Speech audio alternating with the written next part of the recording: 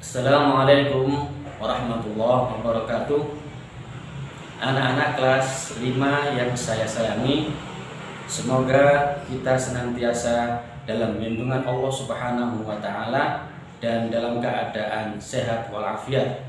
Amin ya rabbal alamin. Anak-anak sekalian, kembali bertemu dengan saya dalam pelajaran PAI. Kali ini kita akan belajar pada pelajaran ke-8, yaitu dengan tema Mari Hidup Sederhana dan Ikhlas Beramal.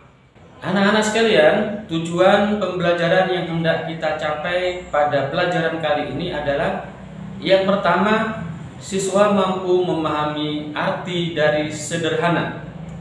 Kedua, siswa mampu berbuat ikhlas dalam beramal. Nah, kita mulai belajar dari pelajaran yang pertama, yaitu arti dari hidup sederhana. Apakah hidup sederhana itu, anak-anak sekalian? Ada yang tahu? Silakan. Hidup sederhana itu adalah di antara berlebihan dan di antara kikir. Jadi ada di tengah-tengahnya. Jadi berlebihan itu adalah hidup secara tidak wajar, hidup dengan gaya aneh-aneh. Sementara kikir itu artinya pelit, ya. Nah, sederhana itu di tengah-tengahnya, tidak berlebihan dan tidak kikir, ada di tengah-tengahnya. Nah, sekarang kita coba contoh dari berlebihan itu apa? Contohnya, misalkan kalian sudah punya tas sekolah ya, yang masih bagus dan masih bisa dipakai. Kemudian kalian membeli tas satu lagi. Nah, itu artinya berlebihan. Wong masih bisa dipakai tasnya, kok beli lagi? Itu namanya berlebihan. Nah, sekarang kalau kikir itu bagaimana? Contoh, kalian punya kaos kaki tapi sudah sobek dan sudah kotor, bahkan baunya mungkin sudah tidak enak karena saking lamanya. Tapi kalian tidak mau membeli, padahal punya uang di tabungan, punya uang, kalian tidak mau membeli. Itu artinya adalah kikir. Nah, sederhana itu tengah-tengahnya, antara berlebihan dan antara kikir. Itu tengah-tengah, hidup sederhana.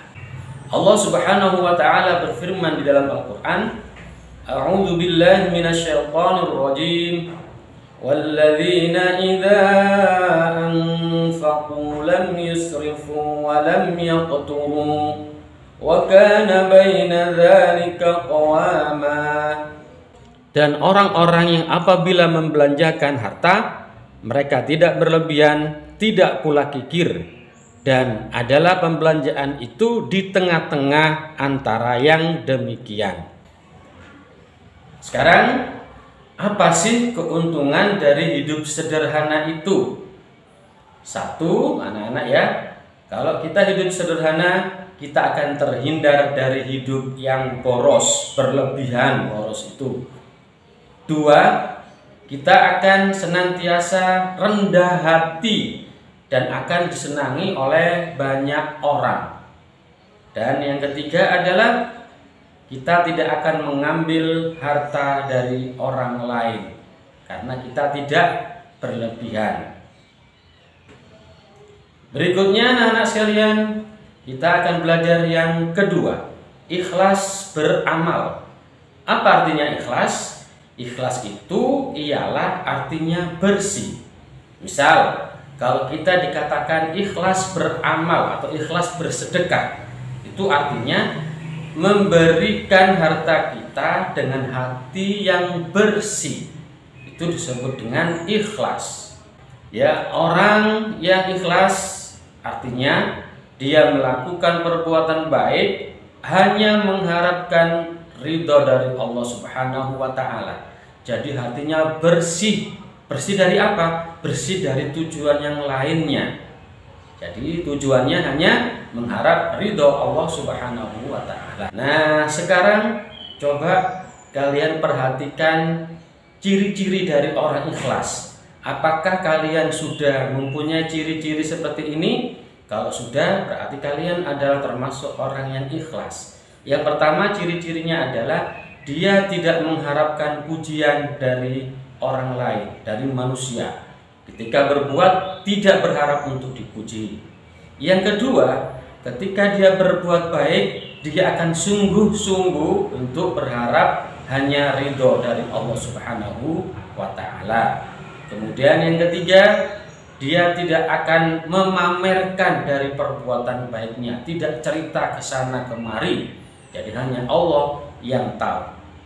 Apakah kalian sudah punya ciri seperti ini? Maka itu bisa dikategorikan kalian adalah orang yang ikhlas beramal. Kesimpulan dari pembelajaran kita pada kali ini adalah yang pertama, sederhana artinya tidak berlebihan dan tidak kikir. Jadi ada di tengah-tengahnya. Kedua, ikhlas artinya bersih. Ikhlas beramal maknanya adalah berbuat hanya berharap ridho dari Allah Subhanahu wa Ta'ala. Nah, anak-anak sekalian, saya rasa sudah saya sampaikan pembelajaran pada kali ini.